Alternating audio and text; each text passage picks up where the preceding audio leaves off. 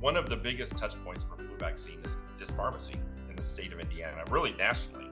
But as you're administering flu vaccines, talk to those clients and see if there are other opportunities to make sure that they are up to date on vaccines. Access is just one of the biggest things that we have. And the more access we can create, the more likely we are to get individuals vaccinated. Welcome to the Pharmacy Quality Solutions Quality Corner Show. Buckle up and put your thinking cap on. The Quality Corner Show starts now. Hello, Quality Corner Show listeners. Welcome to the PQS podcast, where we focus on medication use, quality improvement, and how we can utilize pharmacists to improve patient health outcomes. I'm your host, Nick Dorich. Our guest for today's show is Dave McCormick, Director, the Immunization Division at the Indiana Department of Health.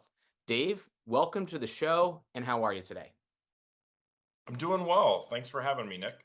Excellent. Well, I'm really excited to have you here. We are a show we are a show about pharmacy, but today we're going to be dipping into the public health sector. There is a friend and mentor of mine who has said that all pharmacists are public health practitioners, and I really love that approach to it. We're going to be talking about adolescent immunizations today, but before we do that, Dave, let's hear about you. So what is it that you do in your role, and what is your background in healthcare? Sure. Well, thanks for that, Nick. Again, my name is Dave McCormick. I'm the Director of the Immunization Division at the Indiana Department of Health. I've been in public health for almost 35 years. I started in public health kind of as a bridge job when I got out of college, as I was starting law school, and really fell in love with public health. Actually, dropped out of law school, and I've been in this field ever since. Had a wide variety of experience. I've done everything from housing inspections to being a training officer. And the last 12 years, I've been the Immunization Division Director at the Indiana Department of Health. It's been a very rewarding experience working with immunizations, as you know, that's really one of the front lines of public health. It's a very effective, safe way to prevent vaccine preventable disease. And most people, when you talk about public health, safe water, safe food, and immunizations are kind of what come to mind. Yeah, that becomes kind of a holy trio when it comes to public health services or what we can do in our communities. Dave, excited for this conversation today. Excited to have you here as we discuss adolescent immunization. So let's get into today's conversation. And what we're going to be talking about is specifically that adolescent immunizations. We've seen, and for many years, CDC and other governing bodies have put out other different ideas or goals as it relates to immunizations for different age groups, be it for our elderly population, those over 65, be it for pediatrics, but also for adolescents. You know, what we've seen in the last few years, in part because of changes with healthcare services or availability and accessibility, is that we're not yet meeting our goals for some of those different age groups, for many of those age groups actually. But for today, we're focusing on adolescent immunization. So from your perspective and from a public health perspective, why are adolescent immunizations, why is this targeted as a particular area for improvement? Yeah, so thanks for that question, Nick. As you mentioned, there are a whole lifespan of immunizations, and people usually think about immunizations. They think of babies, or you think of flu shots, and you don't always think that there's a lot of other vaccines in the middle of those. Adolescents are one of those big ones, and so we want to make sure that our teens are protected as they start different stages in life, as they start high school and then they go off to college. There's some real important things that happen in an adolescent's life, and so some of those being, they're playing on sports teams, they're doing uh, camps and different things, and so you have some exposure to illnesses that maybe we hadn't thought of. Meningitis is one of those, and I've heard doctors say that meningitis is one of the scariest things because it looks like it's a cold, looks like it's a flu, and then in 19 to 24 hours, that child can be, on its way, on their way to maybe not surviving that illness.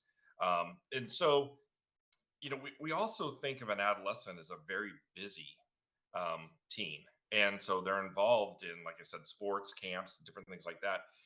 It's hard to take them out of school to get them to a doctor's office. And so, um, you know, we really focus on making sure that parents are aware that there are three main vaccines that every adolescent should get, and that being Tdap, HPV, and meningococcal vaccine, and making sure that there are plenty of touch points for those vaccines to be administered. Pharmacy is one of those great places. In the state of Indiana, pharmacists can vaccinate down to the age of 11. And so that's perfect for the adolescent platform. HPV, we hope that people are getting that at the age of 9. But if they're not, that 11-year-old benchmark, kind of as they enter sixth grade, is a perfect time to start that vaccine or complete the series, either one. Pharmacy creates a great touch point because they're open evenings and weekends. So you don't have to pull a child out of a sports practice or out of school to make sure that they can go and get those vaccines. The other thing is it sets them up for their adult life. We're making sure that those kids are properly protected so that when they hit college and they know when they're going on to those other ventures in life that they're properly protected. Absolutely. So I think one of the things that I think about with immunizations, right, it's preparing and it's prevention, right? If you're going Right. outside of the country, you're probably going to do a travel health visit with a provider, and you may have to get immunizations for diseases like malaria that may not really be present or expected here in the United States. You may be taking medications as a precaution. Really, Dave, summarizing what you're saying here on adolescent immunizations and why some of these immunizations are expected at that time, it really becomes an area where these teens, these preteens, as they're progressing in adulthood and different life experiences that they may have, that they're at increased exposure, increased opportunity that's there. This is the prime time to be getting these vaccinations as they're going to be set. Now, Dave, let's talk about, you talked a little bit about this involvement for pharmacy. Let's move to our next question here and looking at, in Indiana, there's some projects and works being done around, involving pharmacy for increased access and uptake for adolescent immunizations. So can you tell us a little bit about this? What is kind of expected? You already shared about why pharmacy is a great site for adolescents to receive immunizations, but can you share a little bit of background and what's expected going forward? So the Indiana Department of Health is committed to increasing access for all vaccines through all lifespans. And why we know that pharmacy is a great touch point for adult vaccines, we also see that it's a great touch point for adolescent vaccines. We know that there are some barriers for pharmacies to join our VFC program, our Vaccines for Children's program. But in Indiana, we're working through those. We're trying to make sure that all pharmacies, regardless if they're a chain pharmacy or an independent pharmacy, can join the Vaccines for Children's program and make sure that we have plenty of touch points for those kiddos. So right now in the state of Indiana, with the absence of pharmacy being enrolled in the VFC program, individuals that are Medicaid eligible, uninsured, or underinsured cannot seek for your reduced cost vaccines at a pharmacy. And we're trying to make sure that we have those touch points. So, basically breaking it down, if you are an individual that has private insurance, you have a lot more access to vaccines than those individuals that do not have private insurance. So we're putting a lot of effort in that. We're working with one large chain. We have about 110 pharmacies of this large chain enrolled in VFC. And we've had some great success also with some independent pharmacies. We're hoping that we will continue the success and enroll all of the large chain pharmacies so that anybody can go in to any pharmacy, evenings, weekends, during the day, and receive vaccines for their adolescents. Now, again, in the state of Indiana, we can only vaccinate down to the age of 11 in a pharmacy. And we love that model as well because that creates that medical home for those younger kiddos. And while it's important to have a medical home for the older kiddos as well, we know that scheduling and time makes it more difficult to get them into their medical home. Indiana has a very robust registry, and all of these vaccines go into the registry. So the medical home receives records of all immunizations that are administered in a pharmacy. Excellent update. So, Dave, a couple things I'll note here based on your comments. One, I hear a bit of this that's talking about health equity, making sure that patients, right, regardless of their home, life, work setting, but particularly when this relates to adolescents, that they have access to these important services. The other aspect that you mentioned was that, hey, this is something that can be done in a pharmacy. This is something where The patients can be receiving these immunizations outside of normal hours. I'll note that in Indiana, pharmacists are, of course, allowed to administer immunizations. It's also been updates where pharmacy technicians can also provide immunizations in some certain settings and specific. So this is an area where people have been trained. They've been trained in being able to provide these services, not just as a recent development, but for a number of years. So this is not necessarily something that's new or groundbreaking, but really making it available for the entire spectrum of patients. The final thing that I'll note, and what I was looking up here in advance of our recording as well, was, well, what is health access like in the state of Indiana? Based upon information from the Indiana Department of Health, roughly a third of the counties in Indiana are considered medically underserved communities, meaning that patients may not readily be able to access primary care or other basic providers. So this is also an area where pharmacies, community pharmacies in particular, they might be in some areas, in some towns, or even some of the smaller cities, they might be the best way, the most accessible, or they might be the only healthcare provider in that setting. So Dave, for you and the team really looking at this as hey, where can patients get the care? That's the important thing, is that they have access to the care. Pharmacy is a great setting here. Pharmacy teams are trained to provide immunizations and ready to work with adolescents and their parents, of course, for having these important conversations. Now, with that, I'll move us to our kind of last question for today. And as we're talking about adolescent immunizations, what does, and Dave, for this project, for the VFC program that you mentioned, what does success look like, or how is success defined? Is it, it's something where, hey, even with immunizations, there are items that may be, reasons for a child not to, or an adolescent to not receive a vaccine. So we want to increase the number, but 100% is probably not the goal that we're looking for. But is this about increasing it to a certain rate? Is it about changing perception, changing education? What are goals for the team, and how would you be evaluating success? That's a really tricky question, right? So in my role, of course, I want 100%. Yeah. Um, but even if you look at medical and religious, well, medical exemptions, religious objections, in the state of Indiana, we're only at about 2%.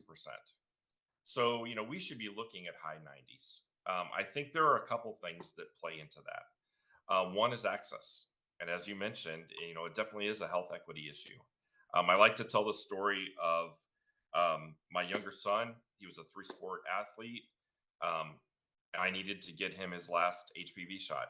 And so, to get him his last HPV shot, I would have to take him out of school or miss a sports practice. If he missed a sports practice, then he couldn't play the next game. So I took him after soccer practice, 8:30 at night. And if you've ever been around a kiddo after soccer practice, it's not the most pleasant experience. And so I felt bad for that pharmacist, but we were able to go to a pharmacy, get his last HPV vaccine. But that was only because I had private insurance. And so a Medicaid eligible child couldn't do that.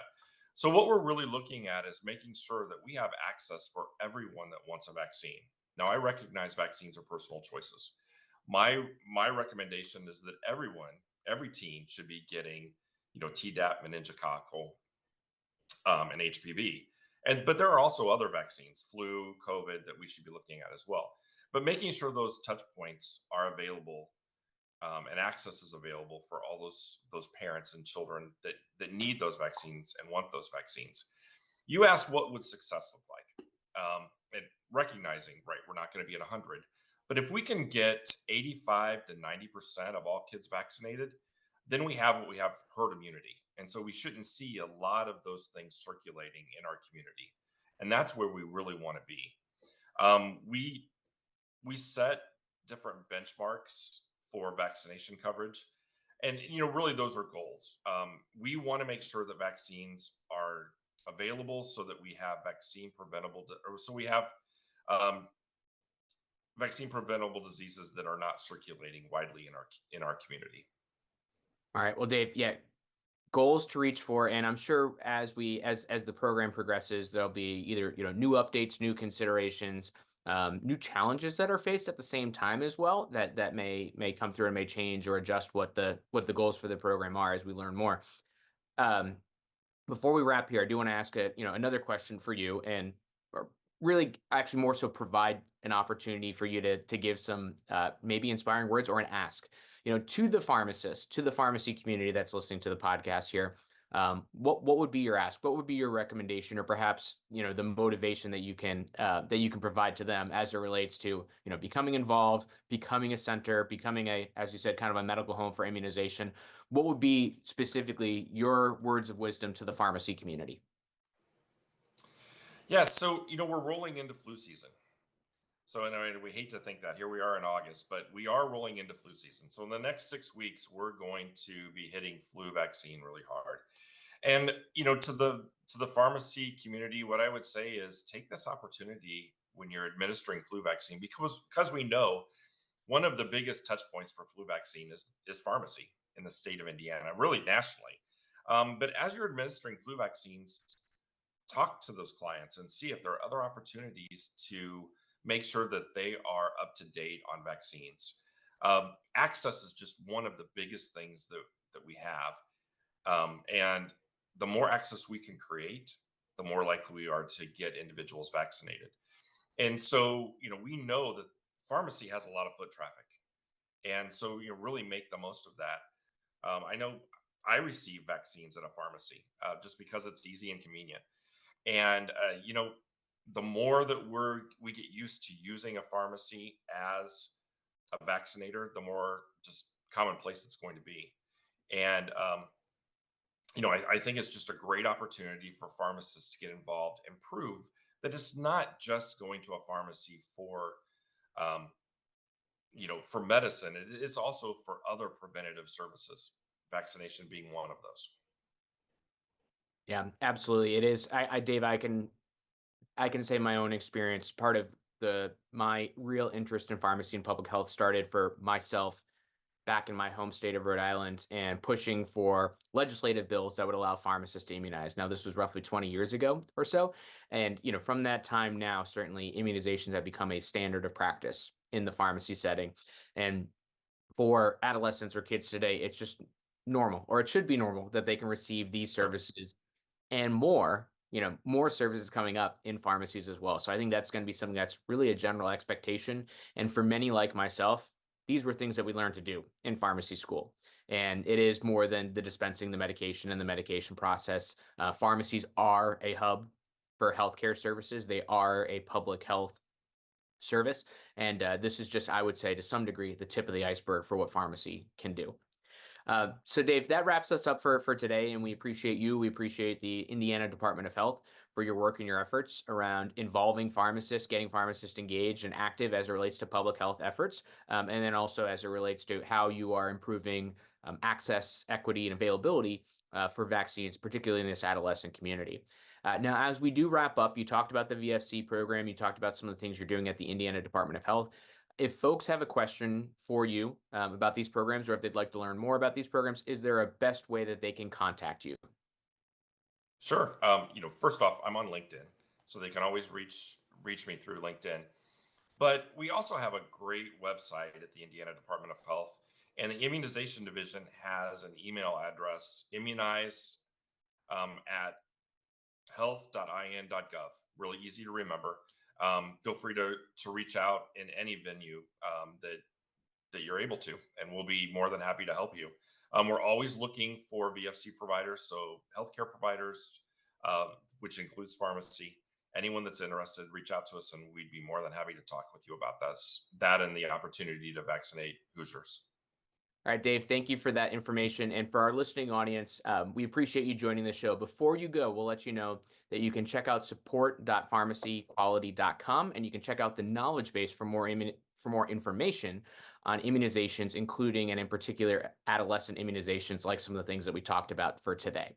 Now, with that does mean we have closed this episode, and we thank you for joining us. We hope you listen to our next episode of the Quality Corner Show. But before we go, we have one final message from the PQS team. The Pharmacy Quality Solutions Quality Corner Show has a request for you. Our goal is to spread the word about how quality measurement can help improve health outcomes, and we need your help in sharing this podcast to friends and colleagues in the healthcare industry.